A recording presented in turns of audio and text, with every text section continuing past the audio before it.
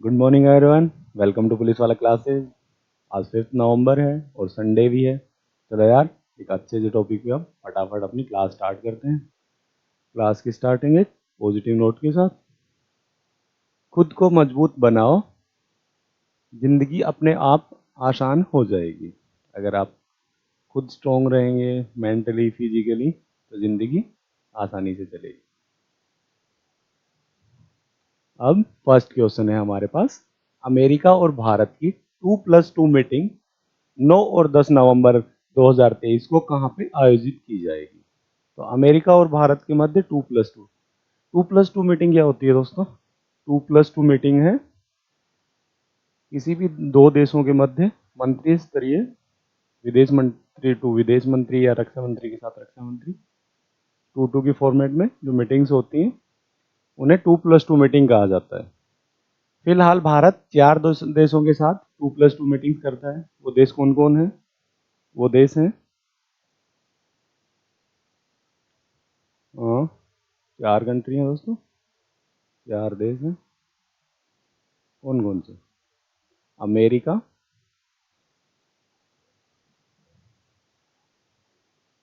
रूस, जापान और ऑस्ट्रेलिया।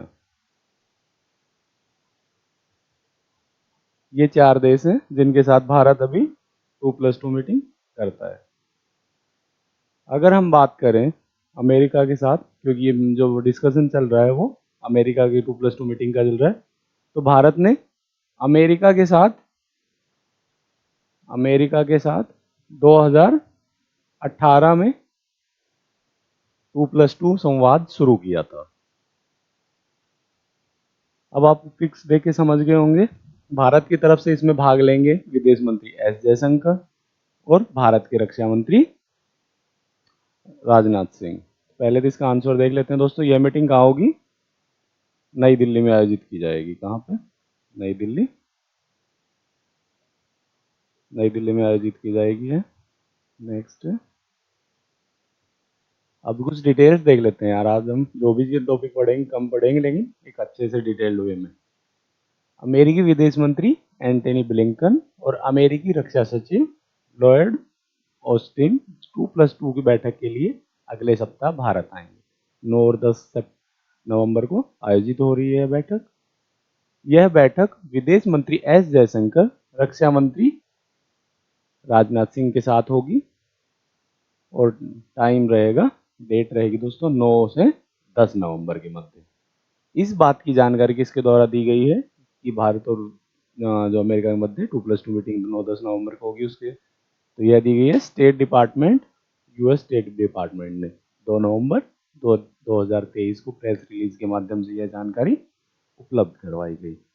इस बैठक प्रारूप में 5वीं वार्षिक वार्ता है दोस्तों। ये कौन सी वार्षिक वार्ता है? यह 5वीं बैठक है और इजराइल और हमास विवाद के बाद यह पहली बैठक है।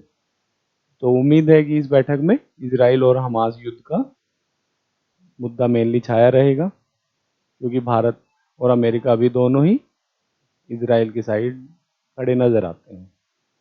2+2 बैठक में किन किन मुद्दों पर चर्चा होने की संभावना है?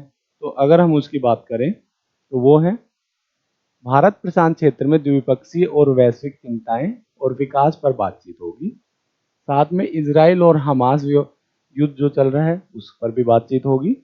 यूक्रेन और जो रूस के मध्य पिछले 1 साल से भी अधिक समय से जो युद्ध चल रहा है उसके ऊपर बातचीत होगी।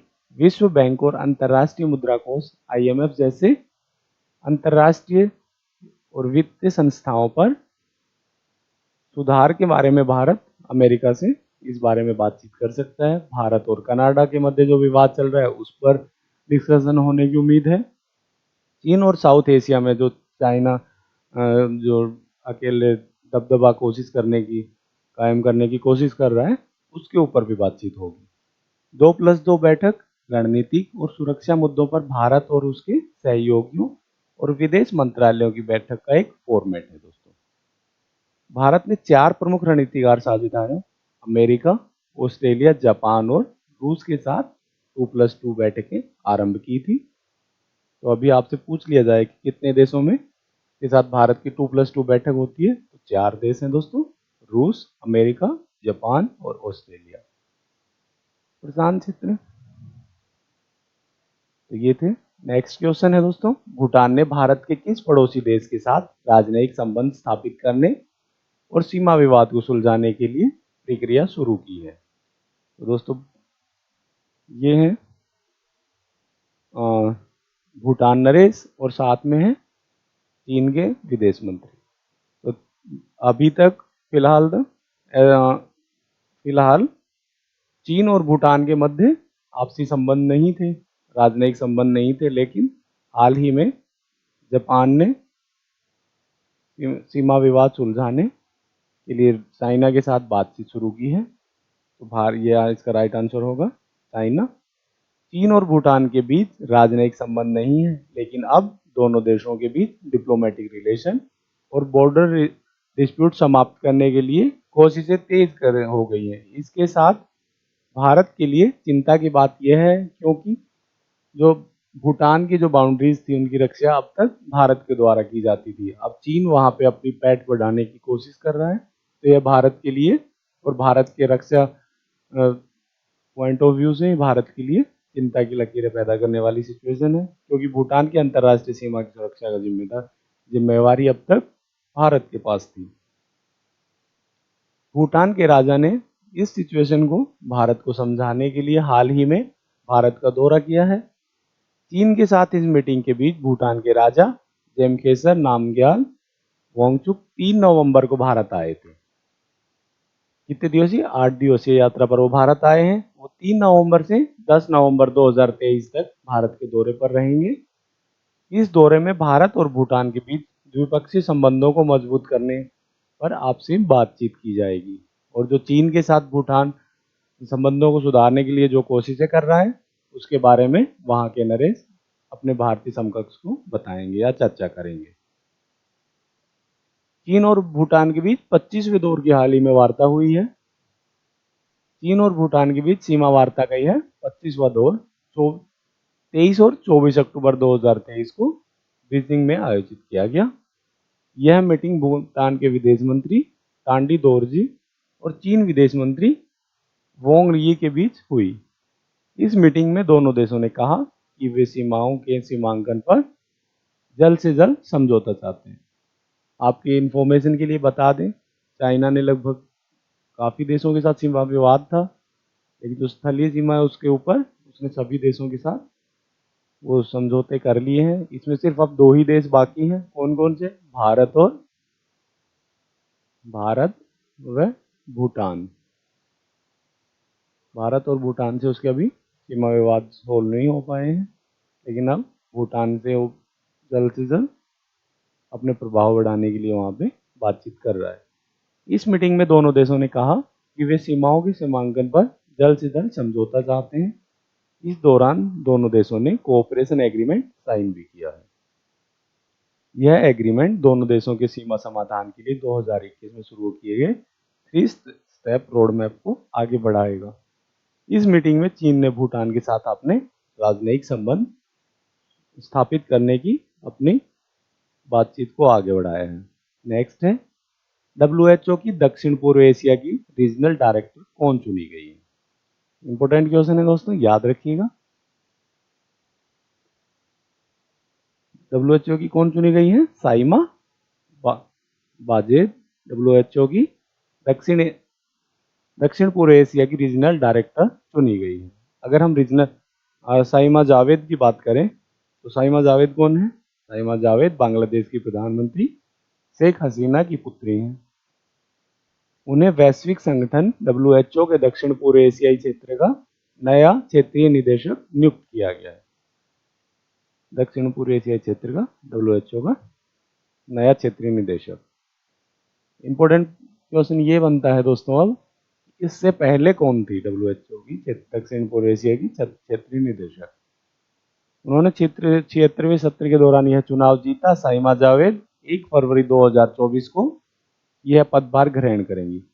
वो एक भारतीय का स्थान लेंगी। कौन थे वो? वो थी डॉक्टर पूनम खेत्रवाल। याद रखिएगा दोस्तों, डॉक्टर पूनम खेत्रवाल पहली भारतीय थी जिन्होंने दक्षिण पूर्व एशियाई क्षेत्र की अध्यक्ष रही हैं WHO की, तो काफ़ी इम्पोर्टेंट है। और वो भारत से थी, तो ये क्वेश्चन और भी इम्पोर्टेंट हो जा रहा है हमारे लिए। डॉक्टर पूनम भारतीय हैं और इस पद पर पहुंचने वाली वो पहली भारतीय महिला थी। फिर अब हम बात करें WHO के महानिदेशक की, तो टेड्रोस अधानोम घेब्रेयेसस अभी फिलहाल WHO के अध्यक्ष हैं। और जो WHO का मुख्यालय है वो कहाँ पे है? WHO का मुख्यालय जिनेवा स्विट्जरलैंड में है। पॉइंट्स नोट करते रहिएगा दोस्तों। नेक्स्ट है वैश्विक शिक्षक पुरस्कार 2023 के भारतीय विजेता का नाम बताएं। बताइए यार, काफी न्यूज में है अभी। वैश्विक शिक्षक पुरस्कार 2023 टॉप 10 में रहे हैं ये, अभी फाइनल में जगह बना रखी है इन्होंने। कौन है वो? दीप नारायण नायक। तो जो दीप नारायण नायक है, वैश्विक शिक्षक पुरस्कार 2023 के लिए भारत के जो टॉप 10 फाइनलिस्ट हैं उनमें से पहुंचे हैं ये। और कहाँ से बिलोंग करते हैं ये बिलोंग करते हैं बंगाल से। इनके बारे में हम अब कुछ डिटेल्स देख लेते हैं। वह वैश्विक शिक्षक पुरस्कार 2023 के शीर्ष 10 फाइनलिस्ट में से एक हैं। यह पुरस्कार यूनेस्को दुबई केयर्स के सहयोग से यूनाइटेड किंगडम स्थित वर्की फाउंडेशन ने 2023 में दिया। याद रखिएगा दोस्तों, ये शिक्षक पुरस्कार, वैश्विक शिक्षक पुरस्कार किसके द्वारा प्रदान किया जाता है? वर्की फाउंडेशन के द्वारा। विजेताओं को अवार्ड के रूप में कुल 1 मिलियन अमेरिकी डॉलर मिलते हैं। दीप नारायण नायक पश्चिम बंगाल के आसनसोल जिले से जमुरिया में तिलका मांझी आदिवासी फ्री प्राइमरी स्कूल में टीचर हैं। थोड़ा यार डिटेल्स याद रखिएगा। जमुरिया में तिलका मांझी आदिवासी फ्री प्राइमरी स्कूल में टीचर हैं ये। कोविड-19 लॉकडाउन के दौरान शिक्षा में उनके असाधारण प्रयासों के लिए उन्हें टीचर ऑफ द स्ट्रीट पूछा जा सकता है। टीचर ऑफ द स्ट्रीट की उपाधि किसे मिली थी? तो इम्पोर्टेंट रहेगा। उस दौरान उन्होंने सड़क किनारे घरों की दीवारों पर ही ब्लैक बोर्ड बना दिए थे और अपनी क्लासेस स्टार्ट की थी। उनका मकसद एजुकेशन के डिजिटल विभाजन को समाप्त करना था, क्योंकि हर इंसान डिजिटली फॉर्म में अफोर्ड नहीं कर पा रहा था। कुछ लोगों के पास फोन्स तक नहीं थे कोविड के ड्यूरेशन में, तो उन्होंने घर की दीवारों को वही ब्लैक बोर्ड बना दिया था और बच्चों को एजुकेट करने लगे थे। दरअसल कोविड-19 महामारी के दौरान स्कूल ऑनलाइन हो गए थे, लेकिन आर्थिक रूप से वंचित समुदाय के पास ऑनलाइन पढ़ना संभव नहीं हो पा रहा था, इसलिए उन्होंने यह शुरुआत की थी। नेक्स्ट है मराठा आरक्षण की मांग के लिए राज्यव्यापी आंदोलन कहाँ पे शुरू हुआ है? मराठा का नाम सुनते ही आपको ऑब्वियसली बात है, याद आती होगी किसकी? छत्रपति महाराजा शिवाजी की। तो वो है, ये है कहाँ से? महाराष्ट्र से। ठीक है दोस्तों, मराठा आरक्षण की मांग के लिए राज्यव्यापी आंदोलन महाराष्ट्र में शुरू हुआ है। कुछ डिटेल्स देखते हैं इसके बारे में। मराठा आरक्षण को लेकर आंदोलन को, अभी एक आंदोलन चल रहा था, उसको गवर्नमेंट के द्वारा पुलिस कुछ वहाँ पे हिंसा वगैरह हुई थी, तो पुलिस के द्वारा जबरन इस आंदोलन को दबाने का प्रयास किया था। इसके मध्य वहाँ पे हिंसा भड़क गई थी और राज्य में काफ़ी प्रॉब्लम्स हुई थी। हालांकि राज्य सरकार और कई राजनीतिक दलों को आंदोलनकारियों से बातचीत करते हुए अब यह आंदोलन स्थगित कर दिया गया है। महाराष्ट्र राज्य के सभी राजनीतिक दलों ने 1 नवंबर 2023 को मराठा आरक्षण में अपनी सहमति जताई है। महाराष्ट्र के सीएम कौन है फिलहाल? महाराष्ट्र के सीएम है एकनाथ शिंदे, जो खुद भी मराठा है। उनकी अध्यक्षता में सभी दलों ने मराठा आरक्षण के लिए सहमति जताई। मराठा आरक्षण पर सहमति प्रस्ताव पर राज्य के विभिन्न दलों ने 32 नेताओं ने हस्ताक्षर किए हैं। और जो मेन आंदोलनकारी हैं दोस्तों, जिनके नेतृत्व में यह आंदोलन चल रहा है, उनका नाम क्या है? उनका नाम है मनोज जारंगे। मनोज जारंगे के नेतृत्व में यह आंदोलन चल रहा है। इस सहमति के बाद मराठा आरक्षण की मांग को लेकर अनशन कर रहे मनोज जारंगे ने 2 नवंबर 2023 को अपना अनशन समाप्त कर दिया। हालांकि अनशनकारी मनोज जारंगे ने सरकार को 2 जनवरी 2024 तक का वक्त दिया है और उन्होंने कहा है कि अगर ये आरक्षण लागू नहीं हुआ तो वो मुंबई तक मार्च करेंगे। कृषि मंत्री धनंजय मुंडे ने कहा कि विधानसभा सत्र शुरू होने के बाद मराठा आरक्षण पर चर्चा की जाएगी। अब विधानमंडल सत्र में मराठा आरक्षण पर 8 दिसंबर 2023 की चर्चा की जाएगी। मराठा आरक्षण की मांग की वजह से अगर हम मुख्य वजह माने कि मराठा आरक्षण की मांग के मुख्य वजह क्या है, 33% आबादी वो महाराष्ट्र में मराठा है, लेकिन जो 90% मराठा है, 90 से 95% तक जो मराठा है दोस्तों, वो भूमिहीन है और उन्हें जनरल या अपर कास्ट में शामिल किया गया है। तो इसी वजह से जो भूमिहीन लोग हैं वो काफ़ी, जो महाराष्ट्र में जो आत्महत्या करते हैं किसान, उनमें सबसे ज़्यादा रेशियो मराठाओं का ही है। महाराष्ट्र में सबसे ज़्यादा मराठा समुदाय ही खुदकुशी करता है। वर्ष 1997 में मराठा समुदाय ने सरकारी नौकरियों, एजुकेशनल इंस्टीट्यूट में आरक्षण देने के लिए सबसे पहले आंदोलन किया था। मराठा समुदाय का मानना है कि सभी मराठी अगड़ी जाति से नहीं है, वो ज़्यादातर वो कुणबी एक जाति है महाराष्ट्र में, जो कृषि करते हैं उनको कुणबी जाति में लिया जाता है, उससे बिलोंग करते हैं। कुणबी जाति को महाराष्ट्र में ओबीसी का दर्जा प्राप्त है, इसलिए मराठा समुदाय अपने आप को इसमें सम्मिलित करना चाहता है। वैसे मुख्यमंत्री एकनाथ शिंदे की पहल पर मराठा समुदाय को कुणबी जाति के सर्टिफिकेट्स मिलने स्टार्ट भी हो गए हैं, लेकिन अभी ये मुद्दा बिल के रूप में सामने नहीं आया। सीएम शिंदे ने क्या कहकर मराठा आरक्षण पर सहमति जताई, वो क्या क्या पॉइंट्स थे जिनमें आंदोलनकारियों और गवर्नमेंट के बीच में सहमति बनी है। तो शिंदे ने कहा कि उन्होंने इसके लिए 2 आयामी कार्यक्रम शुरू किया है। इस प्रक्रिया के लिए कुछ समय की आवश्यकता होती है। राज्य पिछड़ा आयोग को जल्द से जल्द अनुवेदन भेजा डेटा एकत्रित करने के लिए कहा गया है। हम उन कमियों और खामियों को दूर करेंगे जिन्हें सुप्रीम कोर्ट ने आरक्षण रद्द करते हुए इंगित किया था। पहले भी आरक्षण दिया गया था महाराष्ट्र में मराठाओं को, लेकिन सुप्रीम कोर्ट के द्वारा वो निरस्त कर दिया गया था दोस्तों। नेक्स्ट क्वेश्चन है, भारत ने एयरक्राफ्ट कैरियर विक्रांत पर तैनाती के लिए किस देश से 26 राफेल समुद्री जेट राफेल एम खरीद प्रक्रिया शुरू की है? ये है दोस्तों राफेल, भारत का फिलहाल का मोस्ट डेंजरस फाइटर प्लेन। तो कहाँ से आए थे राफेल? राफेल लिए गए थे दोस्तों फ्रांस से। राइट आंसर इसका क्या होगा? भारत ने फ्रांस से 26 समुद्री जेट खरीदने की प्रक्रिया हाल ही में शुरू की है और ये नौसैनिक वर्जन के होंगे दोस्तों। डिटेल्स देखते हैं। न्यूज़पेपर द हिंदू के अनुसार भारत ने 28 अक्टूबर 2023 के आसपास फ्रांस को सूचित किया है कि उन्हें 26 फाइटर राफेल नौसेना वर्जन के लिए चाहिए। भारत ने इसके लिए फ्रांस सरकार को एक लेटर ऑफ रिक्वेस्ट LOR जिसे बोलते हैं भेजा है। भारत ने यह 26 राफेल मरीन जेट्स फ्रांस की दसाल्ट एविएशन कंपनी से खरीदेगी। अगर आपसे क्वेश्चन पूछ लिया जाए कि राफेल बनाती कौन सी कंपनी है, तो कौन सी कंपनी बनाती है? फ्रांस की दसाल्ट एविएशन कंपनी राफेल विमान बनाती है दोस्तों। यह खरीद गवर्नमेंट टू गवर्नमेंट फ्रेमवर्क के तहत की जाएगी।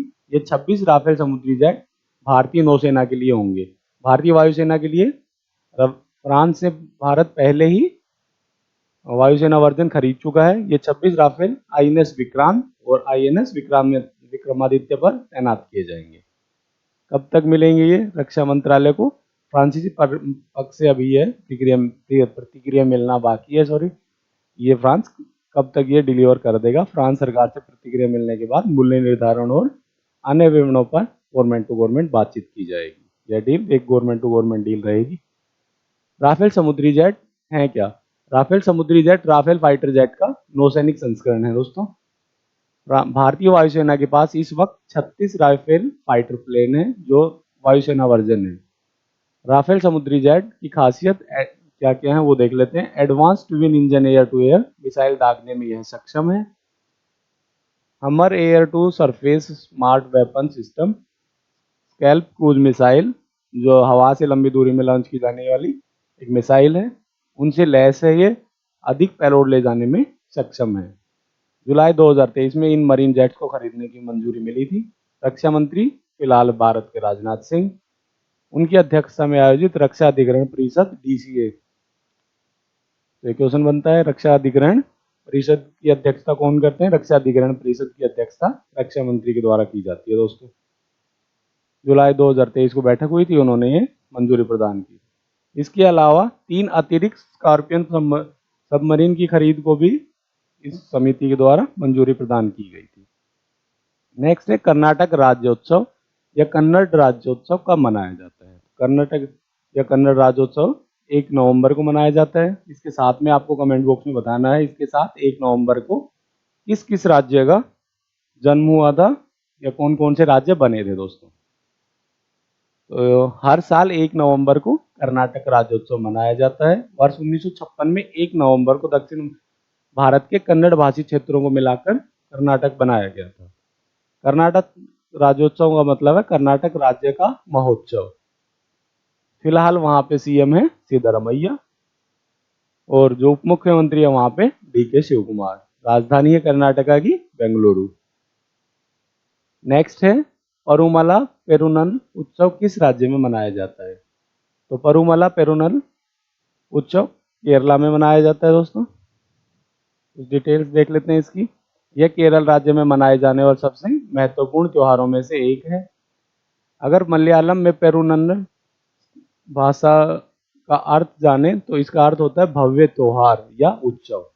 तो जिसका अर्थ ही भव्य त्योहार हो तो आप उम्मीद कर सकते हैं कि कितना भव्य होगा यह 1 सप्ताह तक चलने वाला धार्मिक त्योहार है। केरल के फिलहाल सीएम है पिनरई विजयन। राजधानी है तिरुवनंतपुरम। और केरल के बारे में कुछ फैक्ट्स तो आपको पता ही होगा क्या। साइलेंट वैली केरला में सबसे ज़्यादा टैक्स रेशो केरला का है। एजुकेशन रेशो है वो भी केरला का ही सबसे ज़्यादा है दोस्तों। नेक्स्ट है पीएम मोदी ने युवाओं से संबंधित किस स्वायत्त निकाय को या ऑटोनोमस बॉडी को लॉन्च किया है। मोस्ट इंपोर्टेंट है दोस्तों, याद रखिएगा। तो पीएम मोदी ने स्वायत्त बॉडी की कौन सी लॉन्च की, मेरा युवा भारत। मेरा युवा भारत हाल ही में प्रधानमंत्री श्री नरेंद्र मोदी जी के द्वारा लॉन्च किया गया है। कुछ फैक्ट्स देख लेते हैं इसके। प्रधानमंत्री नरेंद्र मोदी ने राष्ट्रीय एकता दिवस कब होता है। राष्ट्रीय एकता दिवस 31 अक्टूबर को मनाया जाता है। किसकी जयंती होती है उस दिन सरदार वल्लभ भाई पटेल की जयंती होती है, जिन्होंने भारत के एकीकरण में सबसे महत्वपूर्ण भूमिका निभाई थी। 31 अक्टूबर 2023 को मेरा युवा भारत को लॉन्च किया था। कब लॉन्च हुआ ये भी याद रखिएगा, 31 अक्टूबर को। यह ऑटोनोमस बॉडी स्वायत्त निकाय होगा जिसके जरिए युवाओं में नेतृत्व क्षमता विकसित करने, स्किल डेवलपमेंट पर मेनली फोकस रहेगा। तो ये भी याद रखिएगा, यह एक ऑटोनोमस बॉडी होगी मेरा युवा भारत। राष्ट्रीय एकता दिवस 31 अक्टूबर को लॉन्च किया गया, यह मनाया जाता है। ठीक है दोस्तों। अगर और हम बात करें स्टैचू ऑफ लिबर्टी किसकी है, स्टैचू ऑफ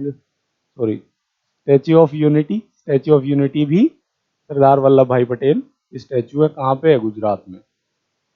मेरा युवा भारत के बारे में अगर हम कुछ डिटेल्स देखें दोस्तों, तो यह अलग अलग व्यक्तिगत संपर्क की जगह प्रोग्रामेटिक कौशल का विकास कर अनुभवात्मक शिक्षा के माध्यम से नेतृत्व कौशल को बढ़ाएगा।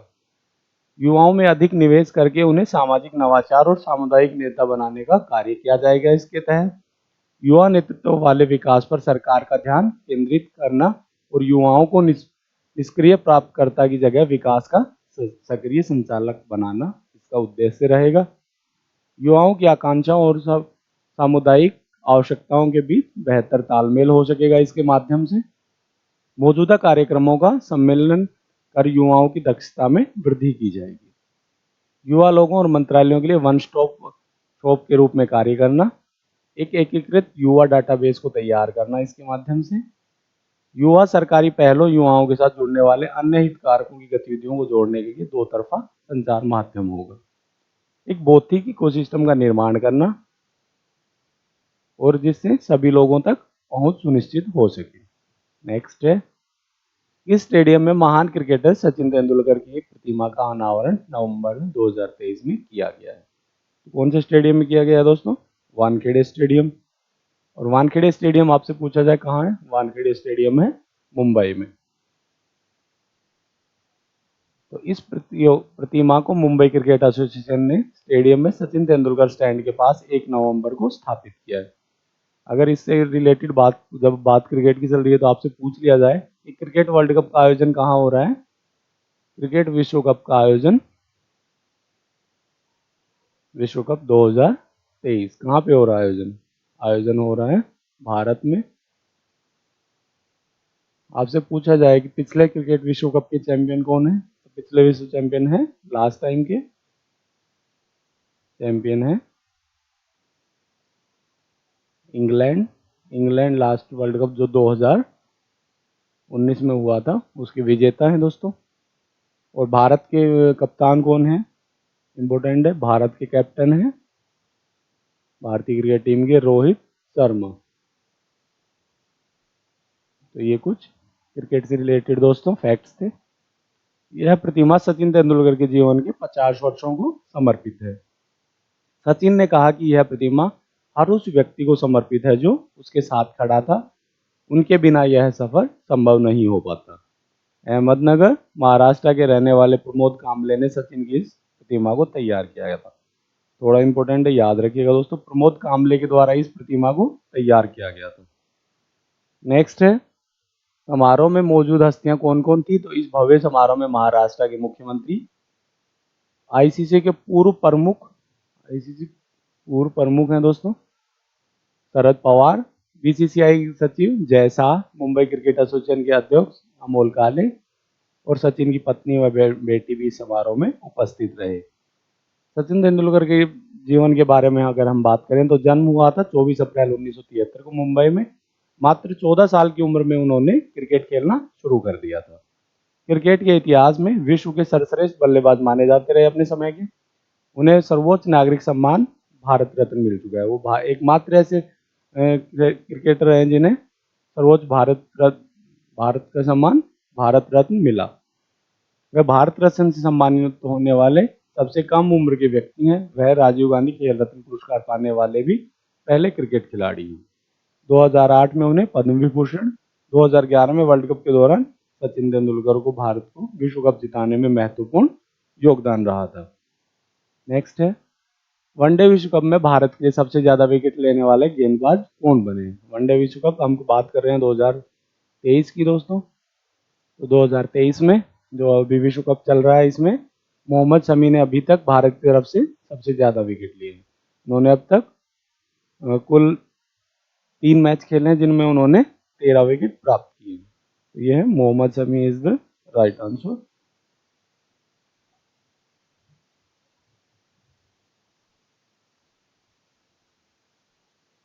नेक्स्ट है, किस राज्य के 22 जिलों में आर्ट गैलरी स्थापित की जाएगी।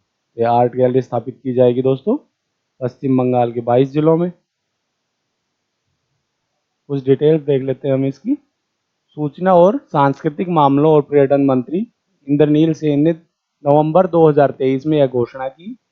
यहाँ यह घोषणा राज्य में चल रहे चारुकल उत्सव समारोह में की गई। तो आपसे पूछा जाए चारुकल उत्सव समारोह कहाँ पे आयोजित किया जाता है, तो चारुकल उत्सव समारोह पश्चिम बंगाल में आयोजित किया जाता है। इस उत्सव का आयोजन 2 नवंबर से 9 नवंबर के मध्य होगा।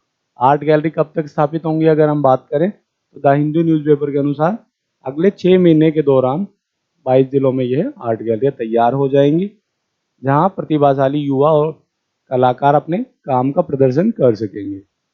इससे स्थानीय कला और संस्कृति को बढ़ावा मिलेगा। अगर मुख्य उद्देश्य की बात करें ये रहेगा कला और संस्कृति को बढ़ावा देना।